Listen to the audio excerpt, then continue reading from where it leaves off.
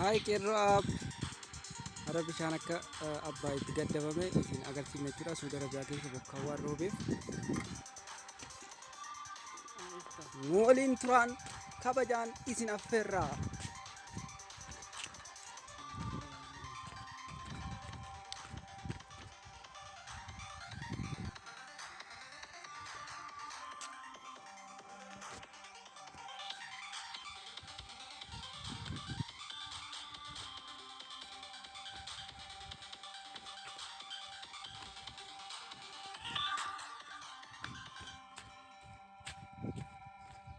Mootummaa ijaaree maallaqa guddaadhaan Suudi Arabiyaa keessa bishaan arguu waan dinqii ta'eef jennaan kun haala kanatti reeffamee ijaarame jechuudha.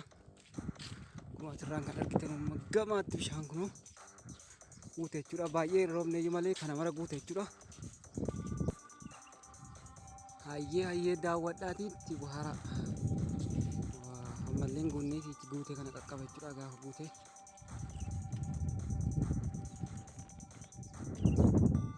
Fagoda.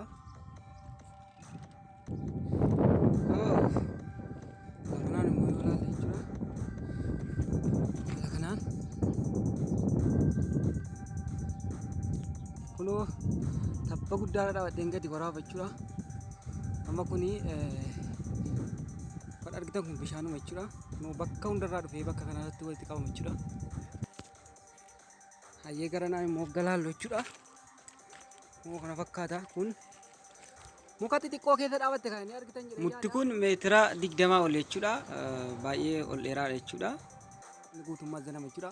Mutti akkana keessa dhaabatte kun wagga bakkeen kun duwwaafee mutti kun dheeraadha jechuudha. Wagga bakkee kana keessa deeman jechuudha. Bakkeen kun dirreen kubbaa miilaati. Asiin illee akkanatti ol fagoodha jechuudha. Hayyee kun haala kana jechuudha. Kun bishaan jechuudha. Qushashaa bakka adda addaatiif fidee walitti qabee malee bishaan jechuudha. Kan gurraacha kun wala kanaan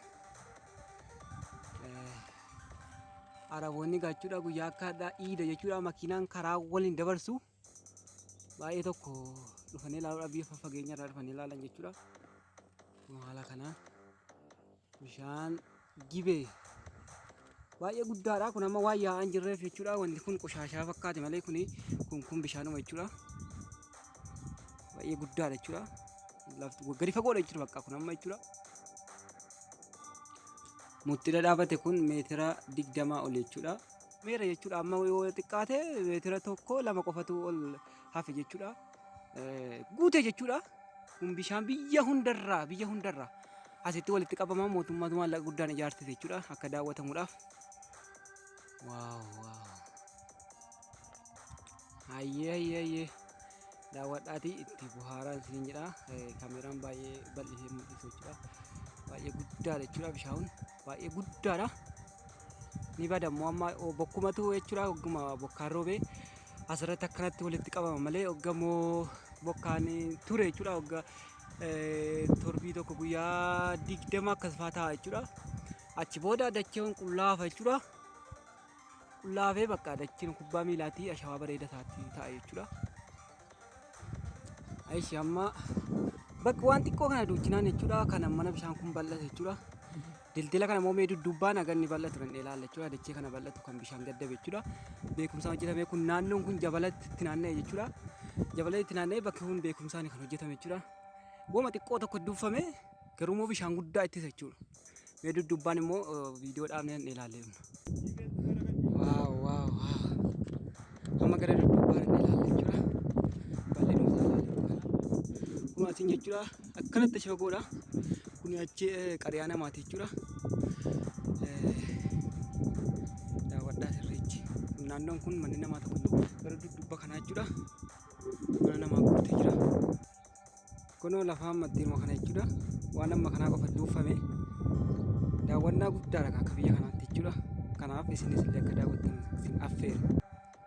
Hayyee kunoo dudduubbisaa kana fakkaata jechuudha.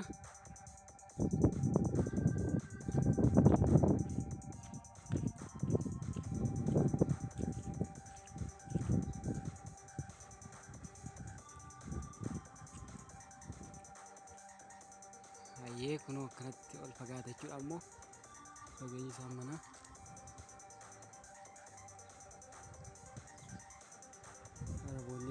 dhufanii daawwatanii bishaan amma na arguun egaa ajalatti ajaa'iba jechuudha. Garuu guddaadha jechuudha. Waan bishaan deemuutii kun guddaadha. Innaa itti bohaartanii itti dhufeen abdii qaba.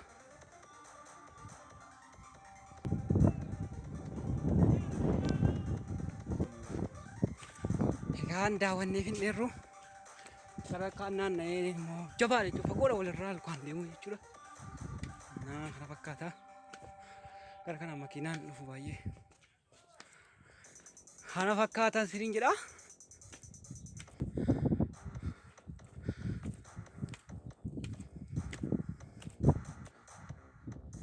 Barreeffama kana namni beektan dubbisaati.